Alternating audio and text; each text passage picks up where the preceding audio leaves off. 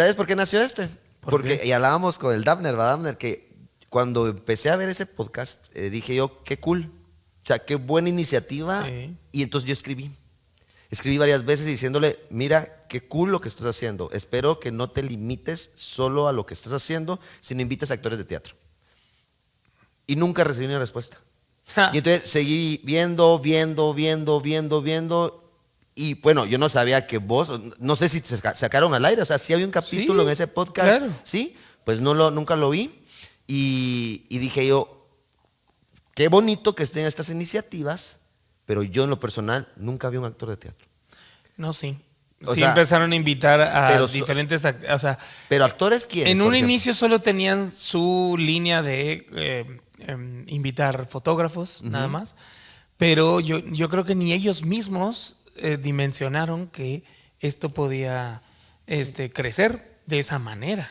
Y entonces yo le escribí, nunca recibí una respuesta. Y entonces dije yo, Pero ¿por qué? seguro te leyó y te escuchó, porque si fue en un principio, Pero de aquí para acá ningún actor. Ningún actor. Ah. Entonces, esa idea, Pero sí entonces, he visto. el punto. Cantantes. No, sí, o sea, cantantes, Músicos. influencers, Influencer. músicos, pero actores de teatro, muy pocos. En realidad, tú sos de los pocos que he visto que han salido en podcasts o entrevistas, pero hay muchos que no.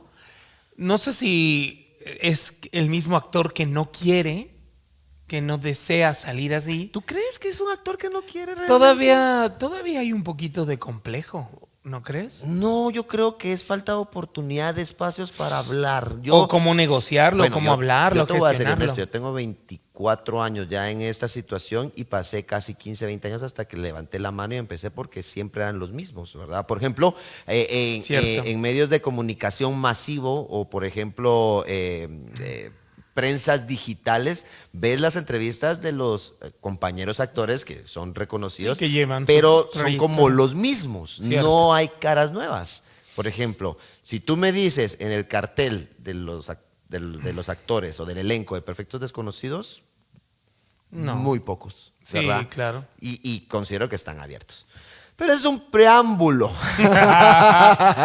sea, la intro. La intro del por La qué estamos intro. acá. Ay, Pero, contame. y también pues es un placer, Eric, tenerte acá para platicar un poco al final de todo y hablar un poco de la industria, hablar un poco de ti, hablar de banalidades o de ¿Estás seguro que voy a hablar de mí? o de las Ay, fiestas en la que se mar. echan los artistas. ¿Fiestas? Ajá. ¿Nosotros? ¿Cuándo? Quiero comentarle que ayer vine de party, entonces. Pero estoy aquí, de pie. ¿Qué tal, Eric? ¿Cómo ha estado la vida? Muy bien, Fer, gracias por la invitación, estoy contento. Sorprendido un poco porque dije, ¿un podcast? ¡Yay!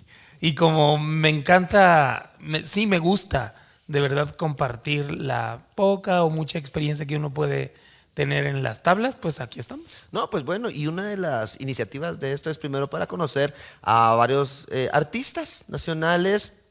Ya te consideramos nacionales porque tú eres mexicano, Pero ya llevo eres, 17 la años verdad, acá, entonces sí, 17 ya. años, ¿verdad? Y aparte de hacerlo con amigos, es también hacerlo en diferentes centros culturales, como hoy nos toca acá, ¿verdad? Entonces, uno de los tantos templos en donde que no ha son estado muchos, uno. que hablamos Sí, de... eso fue muy interesante la vez que hablamos de cómo contabilizar cuántos espacios culturales de teatro, o sea, en específico, que no pertenezcan, por ejemplo, a una institución o que solo sean para ciertos eventos privados, sino que estén abiertos a las compañías productoras. Contabilizamos que hasta nos sobraron los dedos de la mano. Y lo que pasa es que en el camerino que no teníamos nada que hacer. Bueno, sí tenemos que hacer. Tenemos que hacer, pues, Sí, pero nos estábamos arreglando y empezamos a hablar de lo que siempre hablamos, temas trillados de la falta de infraestructura, de la falta de apoyo, de la comunicación. Son temas que regularmente siempre lo hacemos y no tomamos acción, pues esta es una de las acciones que se toman pues para impulsar. Y en esa conversación creo que hicimos un estudio de mercadeo rapidísimo de los... Pero fácil. Bueno, y fácil, porque llegamos a ¿cuántos teatros eran? ¿12? 12 en términos generales. Y nos ayudó hasta un técnico de aquí del Teatro de Liga. Sí, y terminamos que óptimos, 4. 6 o 7, ¿no? No, óptimos. Sí. Óptimos, hablábamos 4. de capacidad como 4. Sí. 4 espacios culturales. En la ciudad. En la ciudad, para 4 millones de personas. Es sorprendente la cantidad de Ahora, obviamente, la cantidad que dices tú de personas no quiere decir que sean las personas que habitualmente consumen teatro, No, ¿no? estamos hablando que, por ejemplo, para las producciones como quería, estamos hablando del 0.000001. O sea, es mínimo, pero esas son las cosas que hablamos, entonces, ¿por qué no hablarlo de repente, expandirlo? Esperamos que alguien nos vea. Y si no, Y si pues no, estamos nos la pasamos bien. Ya 17 años, Eric. Sí, 17 de estar en este país, contento, soy originario de México. Allá comencé mis estudios, allá comencé mi carrera, mi vida en general. Y llegó un momento en el que me sentí estancado, me sentí como no valorado, porque no soy hijo de un famoso, porque no soy hijo de una persona poderosa, por ejemplo, ¿no? Sino simplemente con mi trabajo y con mi dedicación, pues iba yo a los castings, a las audiciones, a hacer espectáculos y demás. Y bueno, sabemos que México es un mercado sin duda muy competitivo, hay una gran oferta de talento artístico, pero también hay una gran demanda, ¿no? ¿Pero por qué ser actor? ¿Por qué ser actor? Ajá, ¿por qué decidiste? O sea, ¿en qué momento pensaste? Híjole, Ajá. sí proviene de la familia. Ok. Ahí sí, hablemos de la familia. Mis abuelos son españoles y ellos hacían teatro los fines de semana. Entonces sí vienes de una familia O con hacían venas picnic. artísticas. Sí, pero digamos que lo hacían más que nada como un hobby, tal vez, porque no se dedicaron nunca mis abuelos a ellos. Eso sí, eran ávidos consumidores de arte. Ellos iban a exposiciones de pintura, ellos iban a ver la ópera. Mis primeros contactos con el arte fue en el Palacio de Bellas Artes en México. Ópera, yendo a ver ópera a los 10 años de edad, sentado en ese magnífico espacio y yendo de tacuche. Yo iba de tacuche a los 10 años. Muy bien. O sea, todavía está esa cultura. Era con código de etiqueta. Las mujeres no podían entrar con pantalón. Mira, qué interesante. Y los hombres de tacuche, los hombres de corbata. O sea, ese era el código de vestimenta que era obligatorio. Ahí no podías llegar tarde. Ahí se cierra la puerta. O sea, mira, qué 5 minutos antes de que comience el espectáculo se cierra la puerta para que cuando comience el espectáculo la gente está sentada. No está caminando a su asiento, sino está sentada.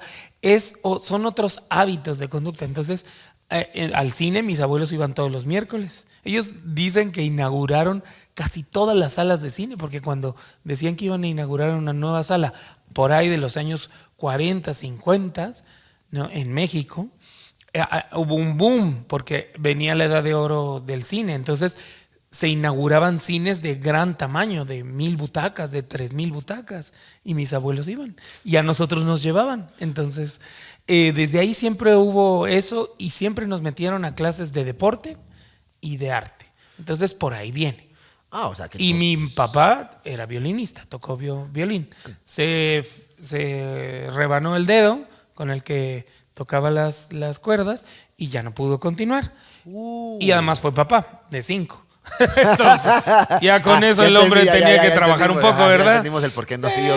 No siguió el condenado. Y mi mamá sí puso una academia de baile y estudió baile toda su vida. Entonces sí tenés arte en las venas. Sí Ahora, viene. ¿quién te llevaba a los espectáculos de ópera, teatro? ¿Tus abuelos? Los abuelos o tus papás? Mis papás trabajaban bien duro, ¿no? También, pero jamás en mi casa estuvimos sentaditos un fin de semana sin hacer nada, ¿no? Era después de las clases de natación, órale, arréglense listos porque o vamos de picnic, o vamos a una exposición de escultura, de pintura, o vamos al teatro, o sea. ¿Y dónde nació entonces? ¿A qué edad? O sea, Híjole. ¿cómo nació ese, ok, me gusta el arte, me gusta la pintura, me gusta esto, oye, quiero ser actor? O sea, ¿en qué momento? Nos pasó a mi hermano y a mí. Yo tengo un hermano gemelo que para todos acá en Guate le dicen cuache, o sea que cada uno nació en su bolsa.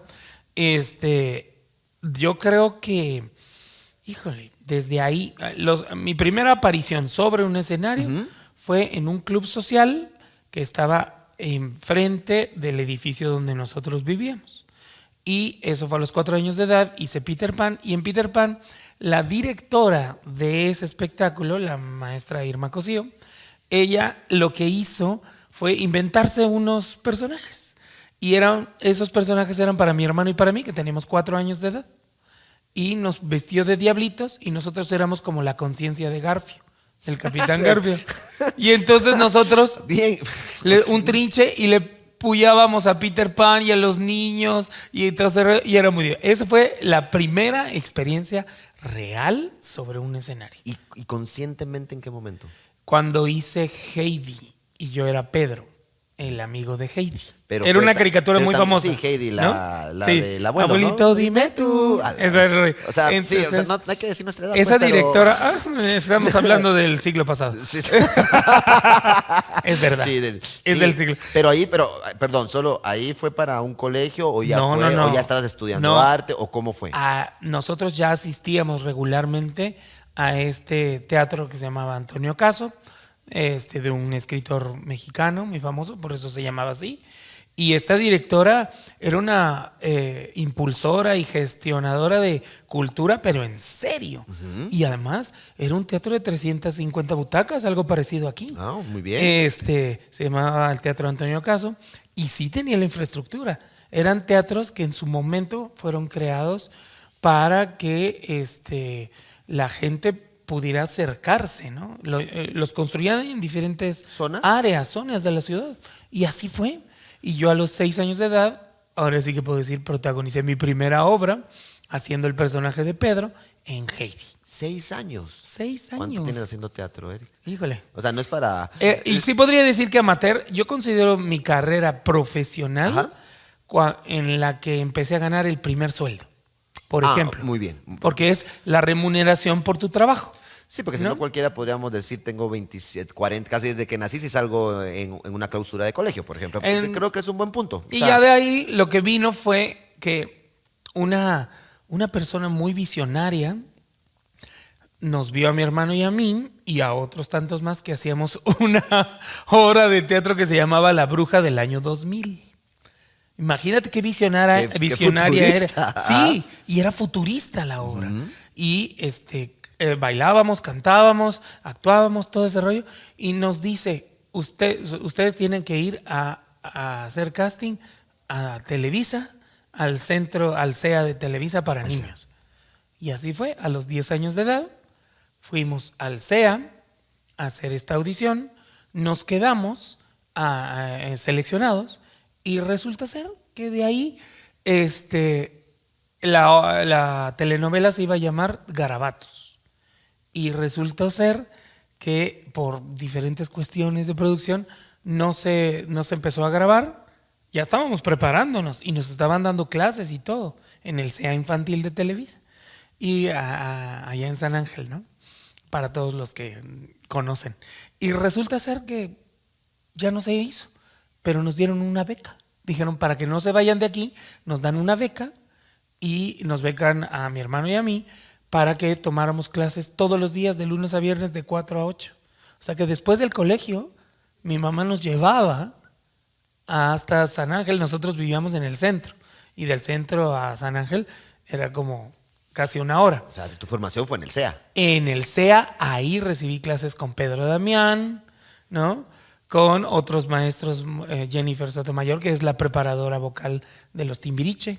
Ah, mira, ¿no? O sea, con reconocidos maestros en su sí. momento. Juan Carlos Muñoz también, Nayeli, no me acuerdo su apellido ahorita, varios maestros más que además eran estrictos, bien estrictos. De la disciplina éramos teatral. niños. ¿No? Nos preparaban no solo para teatro, nos estaban preparando para cualquier arte, ¿no? Y eso es a la par de tus estudios normales. O sea, de tus mis estudios- papás no nos permitían ir a tomar clases de arte y sí no estudiábamos el colegio. Oye, y te gradúas y ¿qué pasa? ¿Y en qué momento empiezas? ¿En qué Híjole, momento empiezas a desarrollarte ya como artista? Como mi medio, primera decís, obra teatral O decís aquí me quedo. O fue sea, en agosto o sea, estamos en agosto, ¿verdad? Sí, ahorita estamos en agosto. Justo ahorita, en este año, estoy cumpliendo 39 años de mi primera obra profesional. Ay, un aplauso, un aplauso. 39 años. Ay, se dice fácil. Es una vida. ¿Y saben cuál fue? ¿Cuál?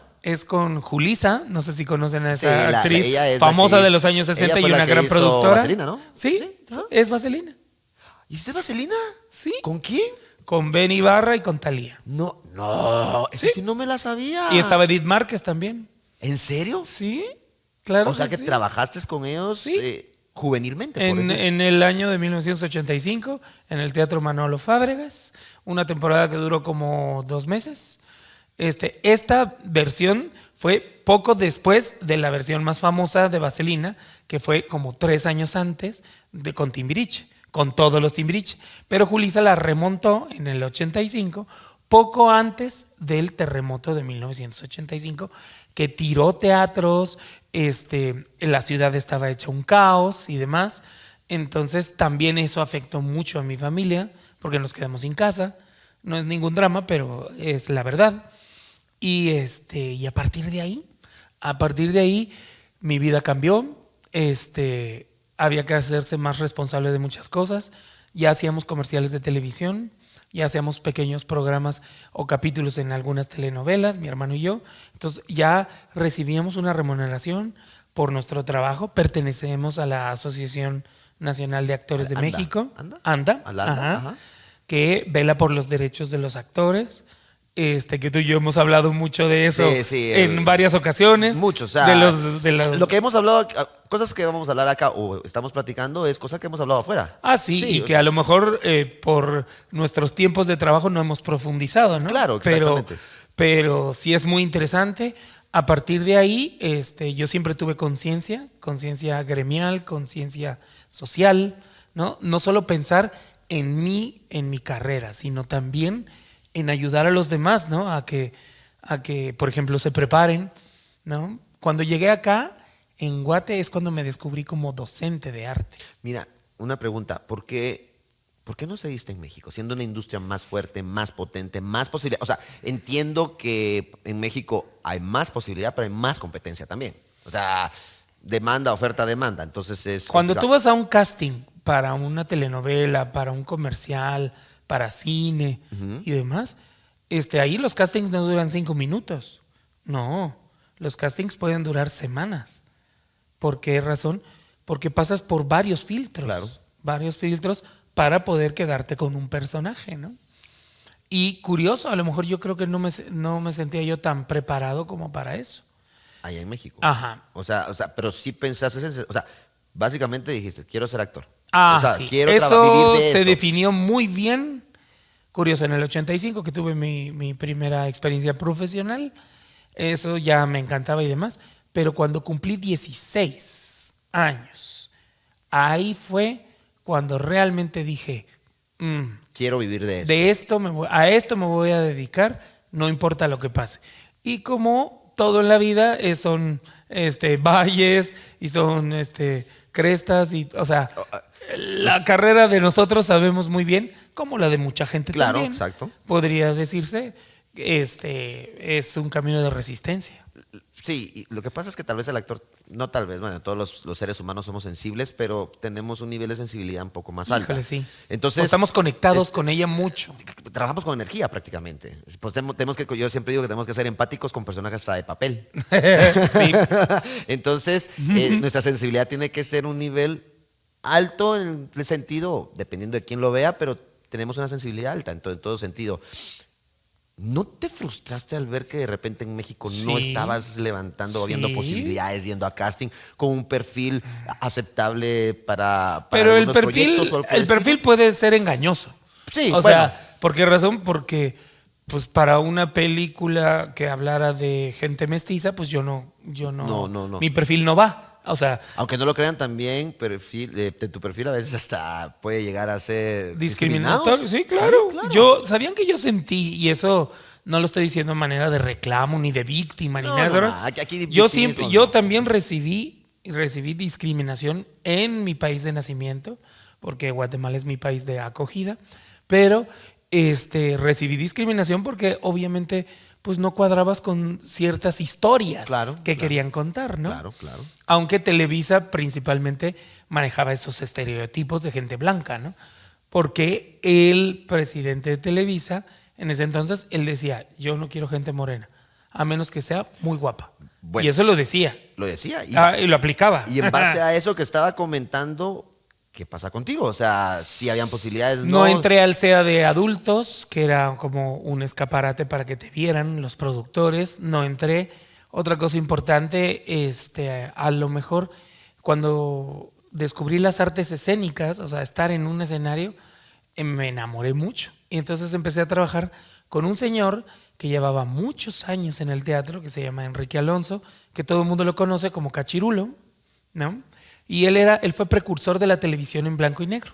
Ah, mira. Y él fue el precursor de contar historias de teatro en televisión. Y gracias a él fue previo a Chabelo, como Antes todavía. Antes, sí.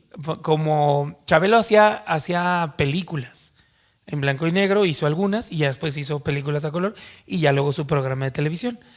Pero antes de Chabelo existió el señor Enrique Alonso Cachirulo, que me enseñó tantas cosas de un escenario, pero increíble. Yo ahí cumplí 18 años y él me dijo, vamos a festejarte tu cumpleaños en el escenario. Él te enseñó. Él, con su ejemplo. Él... Gran maestro. Sin duda, sin duda. Él hacía zarzuela, él hacía opereta, él hacía revistas musicales. Yo aprendí con él eso y con músicos en vivo. O sea, él te enseñaba y decía, hay que aprenderse todo, ¿no? Y él me enseñó también a que no solo me aprendiera mi parte, ¿no? Me tenía que aprender la obra entera para saber de qué trataba y por si algún día algún actor no llegaba, se enfermaba, le sucedía algún accidente en escena, alguien del elenco pudiera ayudar. Un gran maestro. Maestro de vida. ¿Qué le dirías? Le diría que estoy agradecido de todo corazón, que me divertía mucho con él, tenía un humor muy, muy agradable, ¿no? Él escribía sus propias obras, hacía sus adaptaciones, nos fuimos de gira, nosotros fuimos de gira a pueblos en Oaxaca, ¿no? No me dejará de mentir mi amigo Dante o mi amiga Rosa, que actualmente me escribo con ellos y demás. Era increíble. Hicimos cosas con la Compañía Nacional de Teatro de Bellas Artes gracias a él, ¿no? Y había veces en los que él físicamente, él tenía ciertas afecciones cardíacas y él se sentía así medio mal en su camerino y yo que parecía yo canguro, que no estaba yo quieto ni un momento, yo como dirían acá, yo andaba de chute.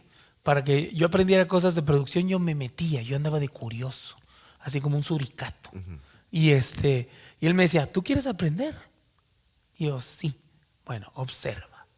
Y entonces, pero me decía, cállate y observa. Y yo no me podía callar, ¿no? Y yo decía, bueno, y le daba. Y gracias a él, él me dio mi primera oportunidad de un papel importante en una obra teatral. O sea, yo hacía ciertas cosas, pero él creyó. A pesar de que los actores podemos ser muy inseguros, porque eso es verdad, mucha verdad.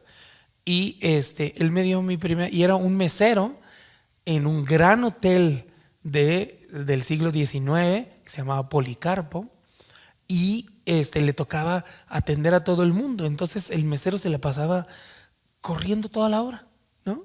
Y decía textos y corría y atendía a los huéspedes y demás. Pero fue una experiencia que no olvido, al contrario, es formativa y es posible. Ahí te das cuenta de que todo es posible. Así que, gracias. Gracias, Enrique. Gracias, don Enrique, de todo corazón, ¿no? Y a todas las personas que conocí en ese entonces, que eran grandes actores de trayectoria teatral, ¿no? Que conocían las tablas, ¿no? Y que las respetaban mucho, mucho.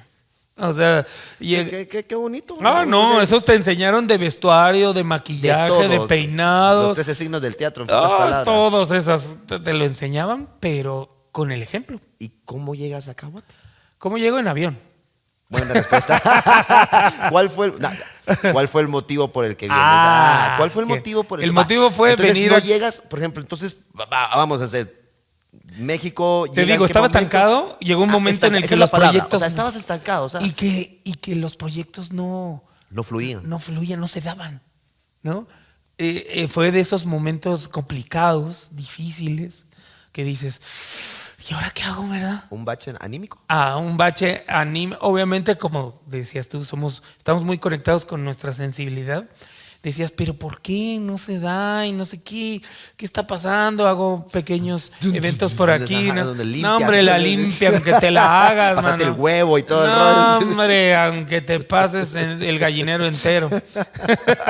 Ya resulta ser que, pues no, vine a conocer a mi sobrino, que estaba recién nacido. A tu sobrino, hijo de tu hermano. Hijo de mi ¿él hermano. se había venido a Guatemala? Él ya se había venido, sí, con una agencia de publicidad y de eventos. Muy bien. Él ya llevaba 2 años acá con su esposa y su hijo mayor, y después, pues ya tiene un hijo chapín, ¿no? Y y nació acá. Y me dijo, vente a conocer, ya que estás pasando por un momento difícil, pues vente para acá, ¿no? Y dije, pues ¿qué pierdo? En mi cabeza, no lo voy a negar, en mi cabeza no tenía pensado venir a Guatemala, pero a veces las circunstancias se dan y se dio. Y desde que llegué, empecé a hacer audiciones, castings, empecé a hacer comerciales, empecé a trabajar en diferentes eventos. Un mercado virgen. Eso. Y entonces cuando eres cara nueva, claro, es importante porque llamas la atención. A no lo había visto. Entonces, llámenlo. A ver, para hacerle una audición, un casting y todo ese rollo. Y la primera obra que tuve el privilegio de dirigir y que la produjo Josué Morales fue aquí, en el IGA. ¿Cuál fue? En 2009, Hairspray. ¿Tú la dirigiste? Sí. Con su hija, ¿verdad? Sí, ¿no? claro, con Daniela. Con Daniela. Claro, con Morales, Daniela ¿no? Morales, claro, le mando un saludo. Y estoy siempre muy agradecido porque curiosamente ellos veían que yo estaba haciendo shows y demás y se me acerca Daniela, ¿no? Y me dice, oye, ¿a ti no te gustaría dirigir una obra de teatro y no sé qué? Me gustaría hacer esta obra que se llama Hairspray, es un musical. Y nos dije, sí, claro, va, intentemos. Y empezamos y lo hicimos con 30 chicos en escena, ¿no? Maravilloso. El 2009. En el 2009 aquí. Sí, porque... Y eso me permitió, gracias al apoyo de Josué, me permitió ser como una persona que mostraba cuál era su talento. O sea, que no solo actuaba, sino también que podía dirigir. Y ahí me lo tomé muy en serio. O sea, me puse a estudiar, ¿no? Para director, porque mucha gente cree que solo es nada más, ya se me ocurrió hacerlo. Claro, se me ocurrió no. escribir, se me ocurrió componer. O sea, por un lado está el talento, pero también está la preparación. O sea, es una combinación de cosas que generan un mejor producto, pero para eso tienes que prepararte. Y yo considero que realmente fue una parte importante y ha sido una como etapa del entretenimiento guatemalteco. Lo voy a hacer así, y si me equivoco, bueno, por lo menos es mi pensar, Sí. ¿verdad? Pero por ejemplo, cuando yo tuve la oportunidad de conocerte, no de platicar, sino de conocer o de verte, fue cuando empezaste a hacer shows para centros comerciales. Que aquí en Guatemala no había como esa, no puedo decir, vamos a ver, no había como ese... Los centros comerciales no estaban como no Habituados. tenían habituados o esa apertura para esa clase de shows. Entonces, cuando tú vienes, pues... Ponían músicos, eso sí hacían los centros comerciales. Ponían un pianista. O cosas, actividades BTL normales, pero no habían shows. Entonces, Exacto. cuando tú vienes, pues, obviamente asociado. Y eso lo hicimos con mi cuñada, Claudia. Asociado con tu cuñada. Exacto. Haces... empezamos a hacer shows. Para diferentes centros comerciales. Shows de aquella época de Hi-Fi, Lazy Town, cuando venían todos esos. Y entonces ahí, ellas vinieron como a... esta compañía o empresa vino a aperturar abrió la mente de muchas empresas para empezar a hacer esta clase. O sea que al final uno dice, no, que vienen o por qué le dan oportunidad, pero empujan a la industria. Lo curioso es que eso comenzó haciendo esos shows de todos los superhéroes o de las princesas y demás. Todo eso comenzó en las piñatas, en los salones de piñatas. ¿Acá o en México? Porque acá. en México Bueno, ya estaba. En México ya llevaba, sí, ¿no? ya. Y eso fue lo que trajo Claudia, ¿no? Y entonces ella decía, bueno, pues pongámonos a trabajar en eso. Y se empezaron a crear semana tras semana shows nuevos, porque Era agotador también. empezaron a funcionar. Y cuando ibas a una piñata, había una señora, una mamá que se te acercaba y te decía, Claro. oiga, yo quiero para mi hijo. ¿Y cuándo? Es la próxima semana, contraté un payaso, pero ya no lo quiero. Quiero a ustedes. Entonces, O sea, Y al eres un final buen el- Spartacus en aquel sí. Ahora soy Sportatacos, pero antes era Sportacus. Sí, las mamás. Sí, Sí, porque no. venía entrenadito, No, venía con 20 venía, libras, 20 sí, libras sí, menos, no. otros 15 años menos, también. Sí, no, el tiempo pasa. Ah, No, pero. pasa pero, y, sí, no, y atropella a veces. Pero sí. A veces. No, pero, o sea, empiezas así, después te metes, das clases también. Empecé a dar clases en cuantas academias un te canal imaginas. también para un canal Sí. de televisión nacional. O sea, empiezas a ser muy conocido. empiezas a ser Y muy yo nunca le he tenido miedo al trabajo y a ponerle ganas a las cosas, nunca. Eso me lo enseñaron mis padres y mis abuelos, ¿no? Porque imagínate, ser nieto de refugiados españoles que fueron huyendo de la guerra civil, que tomaron un barco y con lo que llegaron a México a Veracruz fue sus personas y mi mamá de 2 años, ¿no? Y no tenían otra cosa más y salieron adelante a base de mucho trabajo y dedicación, ¿no? Entonces, eso pues ya se trae en la sangre. Y entonces, cuando llegué acá y fue como un nuevo comenzar y fue como decir, bueno, me regreso, no me regreso a México, me está yendo bien acá, yo venía de estancarme. Claro. Entonces, dije, pues no, pues aquí la cosa está re bien. Y entonces, mira. Mira, interesante porque siempre nos quejamos Ujú. como artistas, como productores de oportunidades, de eventos, de teatro, de espectáculos, de muchas cosas, pero viendo del lado positivo, realmente Guatemala es un país donde puedes hacer ¿Quién mucho. dijo que no es un mercado? Claro que lo es. Exacto. Es un mercado que puede crecer y ha crecido. ¿Cómo lo ves? Yo sí lo veo así. ¿Sí? O sea, es erróneo pensar que nunca ha habido arte en Guate. Es erróneo. O sea, tú puedes ver desde edificios con diseños como Goiri, como muchos más. O sea, hay edificios, sin duda hay arquitectura, ¿no? Podríamos hablar de que hay grandes pintores, me ha tocado ir a Comalapa. O sea, no puedes evaluar a una cultura o un pueblo si no conoces realmente el pueblo. Entonces, hay mucho desconocimiento e ignorancia de lo trascendente que ha sido. Por ejemplo, Carlos Mérida, por ejemplo. Claro, Mucha gente claro. no sabe que es de acá, piensan que es mexicano. Y Pero bueno, porque se formó. Él se fue a México. Pero él vino y trabajó acá. O sea, realmente expandió su arte acá, ¿no? Cuando conocí el Centro Cultural Miguel Ángel de Asturias, me quedé en shock. Porque dije, ¿qué teatro tienen aquí? Y cuando tuve la oportunidad en un show de Josué y Celia, me invitaron a bailar un tango con Daniela, su hija. Y entonces dije, wow, presentarte en la gran sala. Fue hermoso.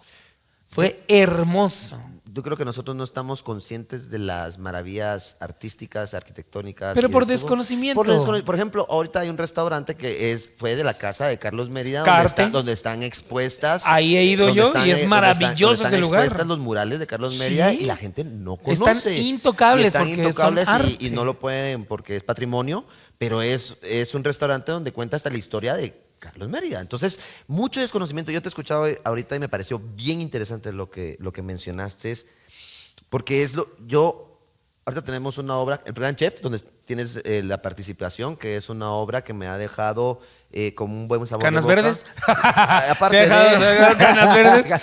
No, pero los niños la aguantan. Y tuve la oportunidad de ir a ver también una obra Lux y van niños y las aguantan. Entonces, me quedé sorprendido de lo que me dijiste, me mencionaste, porque más que sorprendido en el sentido de, es como, tienes razón, o sea, lo que hace falta es la cultura de llevar a los pequeños, o sea, a diferentes actividades artísticas. Y por ejemplo, aquí culpan de que el teatro para estudiantes. La gente hasta desconoce el trabajo que se hace para el teatro para estudiantes y que hemos enamorado con producciones distintas. Que también tienes la posibilidad de estar en Mi Bella Dama, que es una producción. Y que lo hicimos en la gran sala. Y con las limitaciones que tenemos, porque obviamente hay limitaciones, pero es un buen producto. Se hace digno, se hace correcto. Y algo muy gente... importante, lo que pasaba cuando estuvimos en la gran sala ahorita con la temporada de Mi Bella Dama era enseñarles cómo comportarse en un teatro. Correcto. Y eso se les explicaba al principio. chicos, por favor, no mastiquen chicle, Ajá, por no entren ejemplo, comida. porque luego lo dejan pegado ahí. Exactamente. No comida, sentados y en silencio, no estén conectados a su celular, pónganlo en modo avión. Todos esos son hábitos que generan una cultura. Exacto. ¿No? Y sin duda es formativo y educacional. Al final tiene que suceder desde temprana edad. Y desde casa también. O sea, nosotros somos una herramienta, por eso ahora decimos, no nos apoyen, ahora denos la posibilidad de dar a conocer nuestro trabajo. Si les gusta o no, pues ya ese es otro tema, pero den la oportunidad. Y hay una gran variedad. Hay mucho. Lo más increíble es que hay una gran variedad. O sea, cuando empezamos, retomando lo que dijiste de los centros comerciales querían atraer a personas que llegaran al centro comercial, ¿no? Claro. Ese era su propósito principal. Mucha gente lo podrá ver como algo comercial, como algo así, mercadológico, ¿no? Pero lo interesante era ver la respuesta de la gente a ver una obra de 40 minutos o 45 minutos, ¿sí? Que también llevara mensajes agradables. Claro, Entonces, claro. la gente se tomaba fotografías con nosotros y decía, ¡ay! Qué bueno que traen teatro al centro comercial, porque el hábito de ir al centro comercial ya existe. O sea, es de los grandes, por sí. eso tanto centro comercial que hay en la capital. No, por eso nunca dejan de construirse centros comerciales. Es un gran negocio porque dicen no hay nada que hacer. Imagínate que así se construyeran teatros en cada colonia, en cada zona. Sería increíble porque la gente lo tendría cerca. Y aparte que nosotros hoy por hoy estamos compitiendo no solo contra la cultura, el hábito, sino hasta el entretenimiento, porque te escucho decir y tus abuelos te llevaban a los diferentes áreas porque tal vez no había otra clase de entretenimiento, solo había cine. Ahora estamos compitiendo hasta con creadores de contenido yo creo que estamos compitiendo contra las redes sociales y el sedentarismo. Exacto. Quiere decir, lo que provoca estar frente a una tablet, a una laptop o a un celular, lo que provoca es sedentarismo y no te provoca la acción. Por eso es también tan importante, el deporte y el arte por eso tienen conexiones, porque hay cuestiones similares. Por ejemplo, generar el hábito del deporte en las familias, porque el deporte es familiar y el arte también es familiar. Quiere decir, al arte la gente no va sola, le gusta ir acompañada. ¿Por qué? Porque le gusta comentar después qué fue lo que vivió, lo que experimentó, lo que sintió cuando vio un espectáculo en vivo.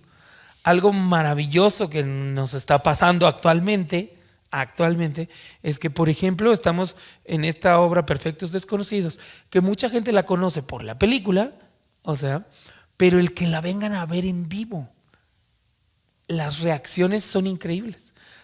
Ahí se dan cuenta que la reacción es inmediata, es única, es frontal, y eso es lo que la gente vive y se siente contenta, ¿no? Satisfecha de sentir algo que muchas veces el celular o la tablet no te lo da. Entonces, lo importante es que la pandemia vino a revolucionar eso. Cuando se cerró todo esto y nuestras fuentes de trabajo se cerraron, la gente se conectó con los gadgets, ¿no? Con todo esto, claro, con toda esta tecnología. Pero se empezó a abrir el país y se empezaron a reabrir los espacios y la gente estaba ávida, necesitada de sentir en vivo las cosas. Ya estaban cansados del encierro. Sí. Ya estaban cansados de no querer, y eso que hicimos arte también nosotros en tecnología. Claro, nos tuvimos que adaptar y dimos clases virtuales y dimos espectáculos para marcas digital y todo el asunto, pero nada lo cambia, nada, con la experiencia persona a persona. Entonces, por eso el arte no muere. Eso no muere. Eso te iba a mencionar, ¿cuántos siglos lleva el arte y ha resistido? Y han intentado. Claro, han intentado y ha resistido. Y es fantástico lo que mencionas con los Perfectos Desconocidos, porque nosotros hemos escuchado diferentes comentarios. Y uno de los comentarios que me quedó grabado fue alguien que dijo, que mencionó en una red social, dice: si no han visto la película, si ya vieron la película, vengan a ver la obra. Si no han visto la película, vengan a ver primero la obra. de verdad, y la gente se ha llegado con un muy buen sabor de boca y ha mencionado que les fascina la obra, que les ha gustado, Porque es la realidad misma, ¿no? Y entonces es muy agradable a veces verte reflejado. Esa es la magia de las artes escénicas, ¿no? Ya sea un concierto, ya sea un cantante que vas a ver, un grupo musical que vayas a ver, pero una obra de teatro es una obra completa, ¿no? O sea, reúne a muchas artes, ¿no? Si la gente viniera al teatro, ¿qué experiencias crees que se lleva o cuál debería llevar? Se tiene que llevar una experiencia sensorial. Quiere decir que desde que sale de su casa, que decidió ir a ver alguna de las propuestas, una experiencia sensorial. ¿Por qué razón? Porque los seres humanos necesitamos diferentes estímulos, ¿no? O sea, nos estimula a trabajar y desarrollarnos profesionalmente, nos estimula a visitar a la familia, nos estimula compartir con los amigos, nos estimula muchas cosas. Pero el arte llena un espacio en específico que a las otras demás no llena. Y que además no solo es una experiencia individual, la puedes compartir en pareja, la puedes compartir en familia, la puedes compartir en amigos. Por eso tiene un alcance mayor. Claro. Y por eso tiene una permanencia mayor. Porque tiene una permanencia en tu cerebro y sin duda en todo tu campo sensorial. Por esa razón no dejo de hacer teatro. Porque podría yo dedicarme solo a hacer televisión, hacer este año ya grabé dos largometrajes que están ahorita en fase de postproducción, o sea, de edición, pero y que también hago, ¿no? Y que también digo, es un lenguaje distinto, pero también comunica y dice cosas. O sea, en Guate se está haciendo cine, en Guate se están queriendo hacer series para streaming, ¿no? O sea, la publicidad en Guate hay un mercado publicitario amplio, o sea, amplio. Marcas y marcas y marcas que se promocionan a través de la tecnología, miles. ¿Qué cambio has visto desde que estás acá, desde que viniste hasta que estás acá? ¿Cuál ha sido el cambio? El cambio es como que siento que el modelo Chapín ha querido buscar su propia identidad. O sea, normalmente copia ciertas cosas. Y no lo digo en tono de reclamo o de queja, no. Sino que el Chapín no cree mucho en sí mismo. Como yo doy clases, me he dado cuenta del talento que hay. Y de que de verdad hay. Y me ha tocado compartir con N cantidad de artistas, ¿no? Y lo más interesante es que la confianza que se debe de tener el artista Chapín debería incrementarse. Ha habido cambios. ¿Sí? Sí. ¿Cómo qué, por ejemplo? Creo que ahora hay un talento joven más abierto y como más necesitado de quiero destacar por mí mismo, ¿no? Y ya confían un poquito más en sí mismos. Hay algunos que confían demasiado, ¿verdad? Hay unos que dicen, Sí. no, confían en sí mismos, pero no se preparan, ¿no? ¿Qué le falta a la industria teatral guatemalteca, a tu criterio? Le falta un poco de estructura, un poco de orden, ¿no? Y creo que hace falta ponerse de acuerdo. ¿En qué sentido? Creo que está desconectada. En el sentido, por ejemplo, las personas que llevan mucha trayectoria podrían aportar mucho. A veces las personas que tienen mucha trayectoria no están conectados con las nuevas generaciones, ¿no? Ok. No están conectados. Pero cuando hablas de conectados, ¿a qué te refieres? Es que se conozcan y que sepan primero las nuevas generaciones lo que los otros hicieron. O sea, por ejemplo, las nuevas generaciones siempre andan creyendo, es que aquí nunca se ha hecho nada. Es mentira. Mentira. Entonces necesitan conocer lo que otros hicieron en otras décadas. Pero ¿sabes que, por ejemplo, hay poca información? Hay pocos documentos. Es por eso, es que, y Pati me decía algo bien interesante. Yo he tratado de buscar información referente al teatro de antes y no encuentro. Entonces me dice, qué bueno que existan estos espacios. El documental que acaba de hacer Luis Carlos Pineda fue muy interesante. Yo lo fui a ver. ¿Quién es? En el CCE. Mi ignorancia. No, es hijo de una actriz de esta. Ay, me voy a equivocar, perdón. Si me equivoco, una disculpa. Pero estaban hablando ellos de todo este teatro que se hizo en la década entre los 70 y los 80, ¿sí?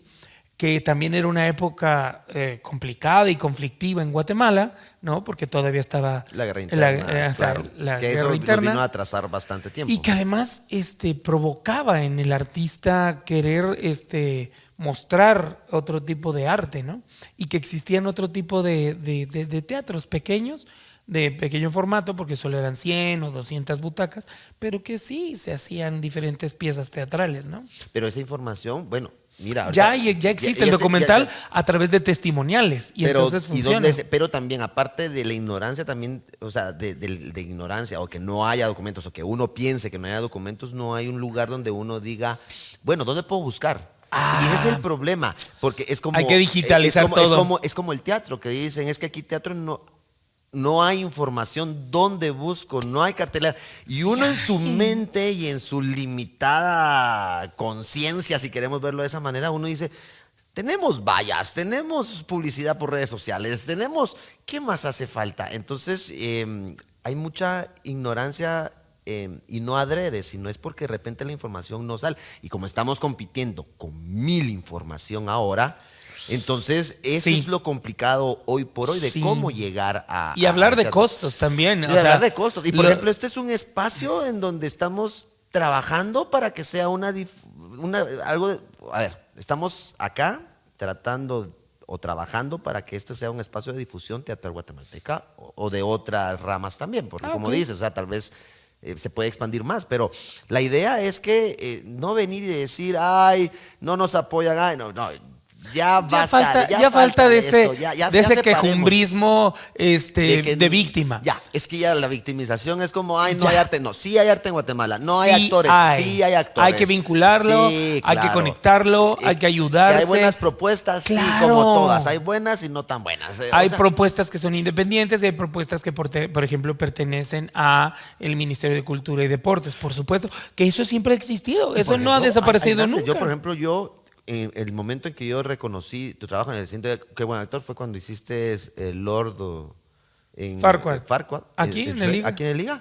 En el 2017. ¿Cuánto tiempo estuviste trabajando? O sea, como personaje. Bueno, es que para los que no saben, fue un personaje que fue un gran reto. Un gran reto, en todo sentido artístico. Para cualquier actor que lo ha hecho en el mundo entero, esta obra musical que se llama Shrek, ¿no? Que parte de las películas, claro, y se crea en Broadway este espectáculo, Spotlight lo decide traer a Guate y lo hace aquí.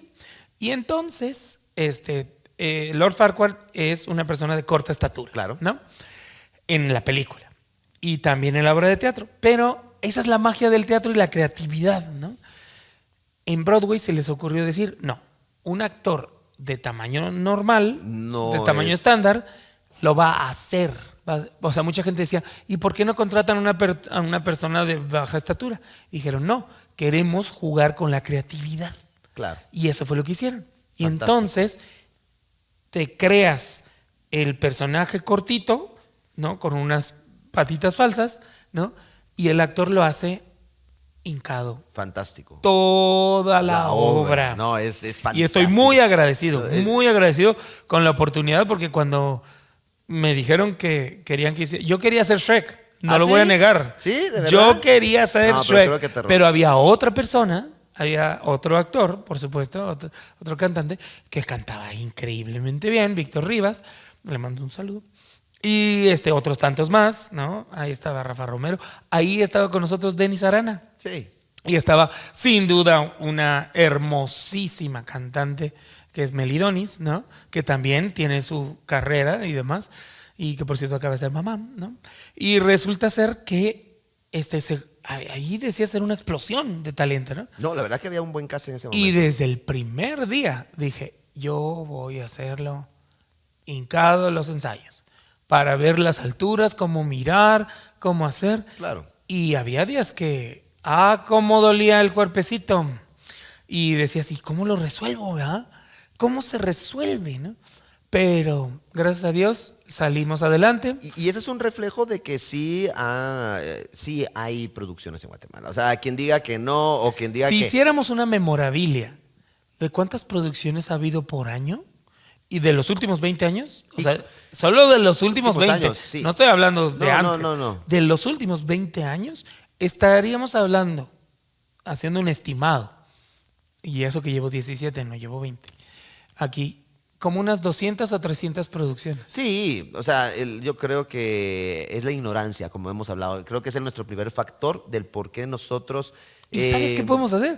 Hagamos como un challenge. ¿De qué? Que nos escriban y nos digan, y así con año y cómo es la obra y demás, y en qué teatro lo hicieron, que lo escriban. Eso sería muy interesante. Y entonces te darías cuenta de que Sería no sabemos todo. Un estudio de mercado. No sabemos Recuperar todo. toda esa información valiosa, Sí, que podría ayudar muchísimo Eso sería muy a orientar a las interesante. nuevas generaciones. Y es que creo que nosotros también hemos cometido muchos errores, como toda industria, ¿verdad? Y a veces, todos los países y pasa, todos los países, y hay errores en que las generaciones nuevas, que ya no son tan nuevas, han hecho pensar que no ha habido teatro antes. Es que ese es un problema, porque la ignorancia te hace hablar Tonterías. cosas que no son. Entonces viene y dice, somos los que hemos resucitado el teatro musical. Ey, ha habido teatro musical atrás de... Y entonces Aquí, las personas, y como decíamos con otro compañero, ¿verdad? La gente debería tener cuidado con lo que habla cuando tiene un micrófono enfrente. Sí. Porque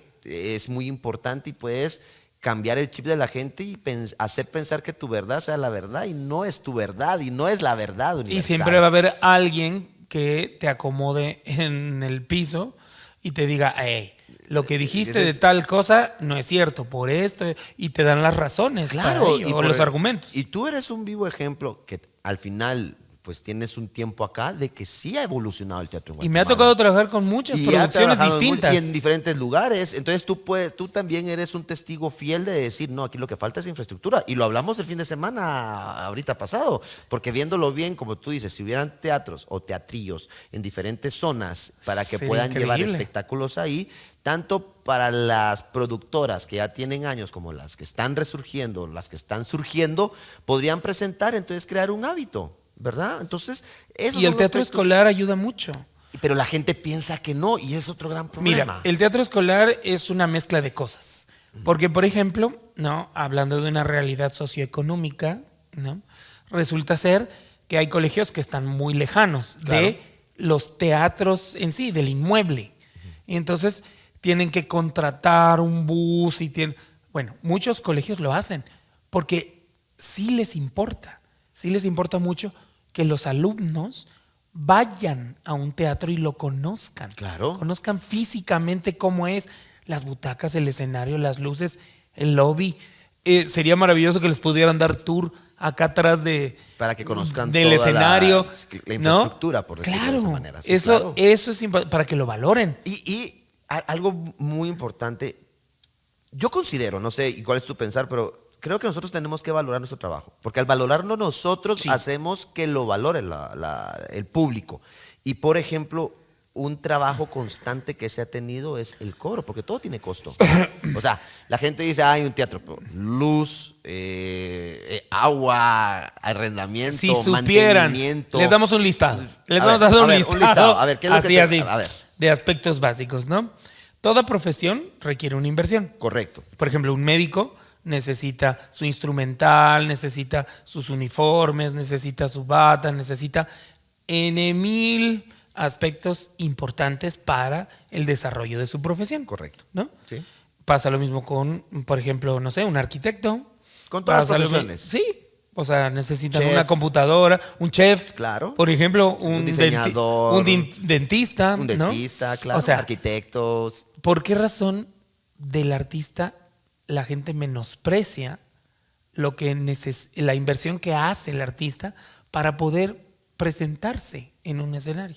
¿Por qué crees eso? ¿Por qué Porque crees creo, ¿por qué crees porque que también no sé si la palabra es menospreciar o por qué ignoran. ¿Tú crees que es yo creo que menospreciar? hemos cometido un error los artistas. A ver, ¿cuál? ¿No? Primero, no defendemos nuestra profesión, pero para poderla defender primero tienes que valorarla. Claro. Y para valorarla primero te tienes que comprometer, Claro. ¿no? Sí, totalmente. Hay muchos que se dicen artistas, pero ni siquiera leen un libro. Entonces, perdonen. Pero así de simple, no cualquiera es artista. No. El artista es una persona culta, es una persona que constantemente está culturizándose con muchas cosas, ya sea dibujando, haciendo una escultura, haciendo una pintura, leyendo, tomando clases, de todo. Un artista eso es, porque eso permite que pueda entonces interpretar o reinterpretar la realidad en un personaje o en un proyecto. Por esa razón creo que muchos no están comprometidos. Les da pena. A las nuevas generaciones quieren ser famosos, no quieren ser exitosos. Yo no tengo nada en contra de la fama, para nada, ¿no? Una cosa es la fama y otra cosa es el éxito. Hay personas que son famosas, pero no necesariamente son exitosas. Hay personas que son exitosas y no necesariamente son famosas. Y hay personas que tienen éxito y fama, ¿no? Sustentan su fama en el éxito que han creado, que han construido. Es una profesión que se construye día a día. Y hay gente que a través de las redes sociales te la puede destruir en 2 días, ¿no? Facilito, ¿no? Pero lo importante, sin duda, son las bases. Es como cuando un ingeniero civil quiere construir la casa, ¿no? Que el arquitecto diseñó. Claro. El decorador de interiores no puede entrar a decorar la casa si no están las paredes, los muros, el techo, el piso, todo, ¿no? Sí, correcto. Y ahorita que tú mencionas eso, hay 2 frases que yo pues trato, o no trato, sino siempre tengo en mi mente. Una es: muchos quieren ser famosos y pocos son artistas. Ese es el asunto. Y el otro es, el actor es tan revolucionario desde otro punto de vista que tenemos que leer en una época en que la lectura ya no es base. Híjole, mira, me ha tocado, por ejemplo, ser presentador de Filwam, que es el festival la Feria Internacional del Libro de Guatemala, que además... Qué buena iniciativa, ¿eh? Y que tiene una trascendencia increíble. Sí. Este año verdaderamente echaron la casa por la ventana. Sí, la verdad. Y sí hay lectores. Sí, está aumentando. Yo tuve la oportunidad de hablar con un organizador y decir que cada año están aumentando un 5 a 7% los lectores. Y el eso hábito gusta. de lectura, ¿saben de dónde viene? ¿De dónde? De casa. Exacto, totalmente. De ahí viene.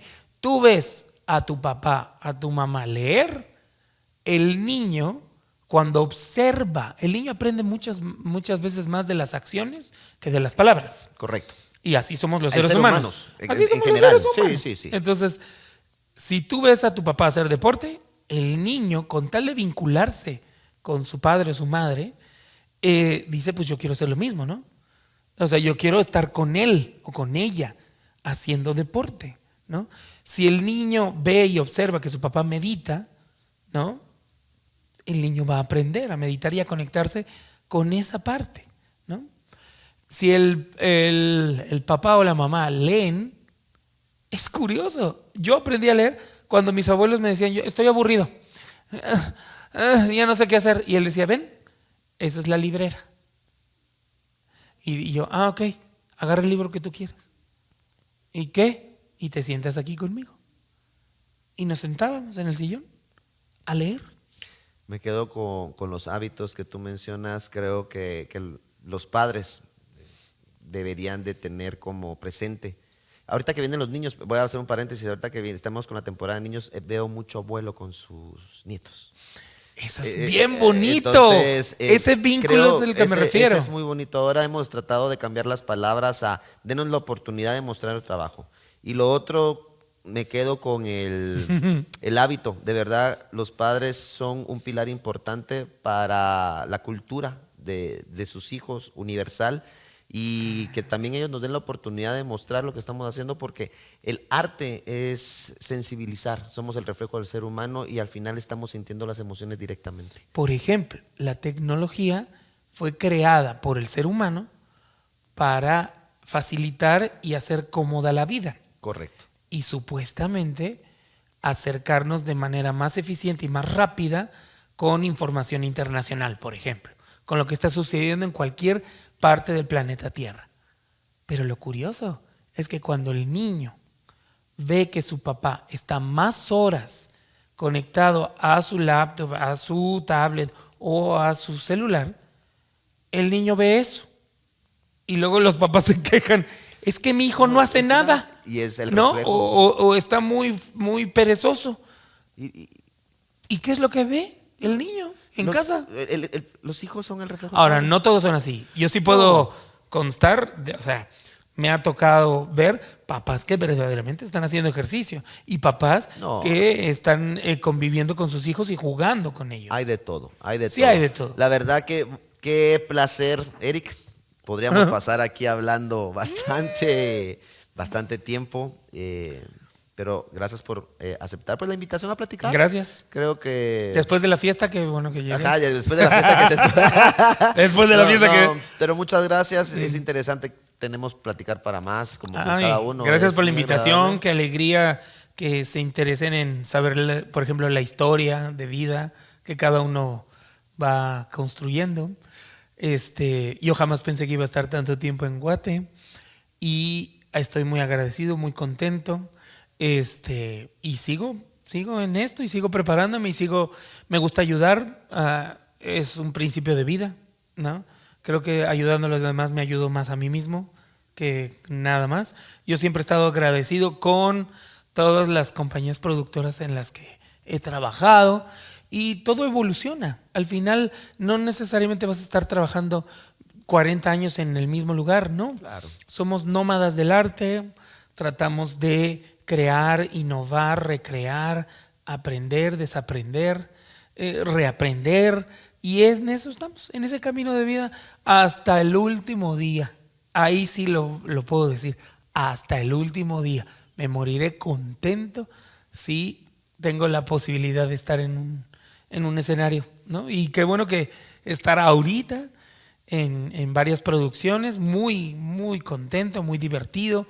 Busco la manera de que también los jóvenes se contagien de esa disciplina, del compromiso, de la entrega que requiere, porque muchos artistas o muchos pseudoartistas no saben lo conlleva dormirse a tiempo, cuidar el cuerpo, el espíritu, la mente, ¿no? Eso es básico. Es como un atleta, somos como atletas de alto rendimiento. Exacto. ¿Por qué?